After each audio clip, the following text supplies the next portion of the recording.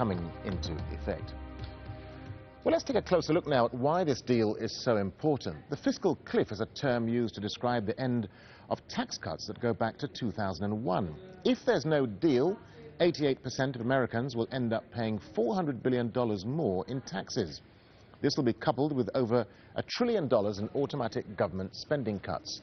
Military and social welfare programs will be the first to feel those.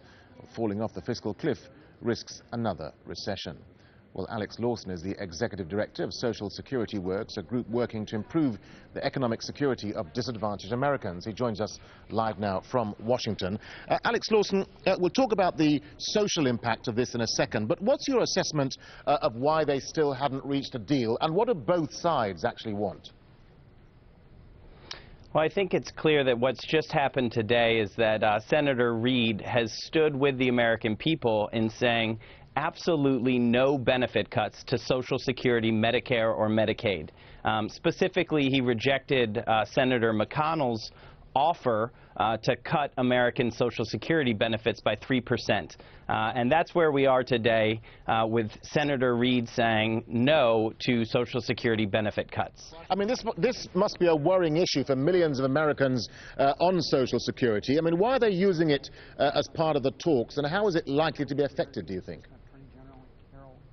Well, that's a really great question, and I think that the answer is it has absolutely no place in these talks because Social Security by law cannot contribute a penny to the federal debt. And that's why it's really heartening to see Senator Reid stand with the American people and say Social Security has no place in these discussions, and he rejected any offer that included the 3% Social Security benefit cut called the Chained-CPI. What do you think, Alex, all of this means for ordinary Americans? I mean, are we looking at higher tax bills, a loss in wages? I mean, how worried are people now? Well, I think people are right to be worried, but I don't think that the reporting by some of our news stations here hasn't done justice to the complexities that we're looking at. The so-called fiscal cliff is not actually anything except a self-imposed deadline.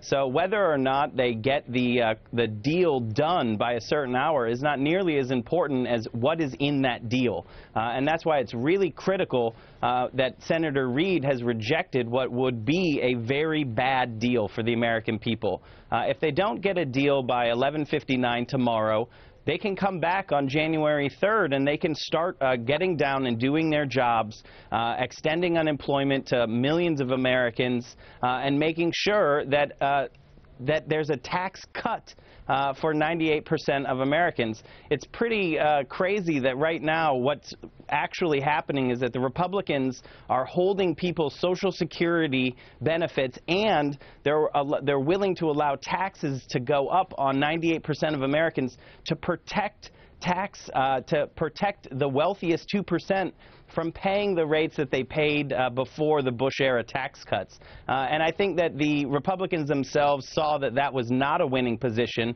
and that's why they've come back to the table without the Chained-CPI in the offer, because they realize that the American people are not going to be happy to see their Social Security benefits held hostage for tax cuts for the wealthiest Americans. Let me get a final thought from you, Alex. I mean, even if a deal is reached, experts say it'll do little to reduce the original problem of the deficit and the government debt limit. So, I mean, this could lead to further political infighting later on in the year anyway.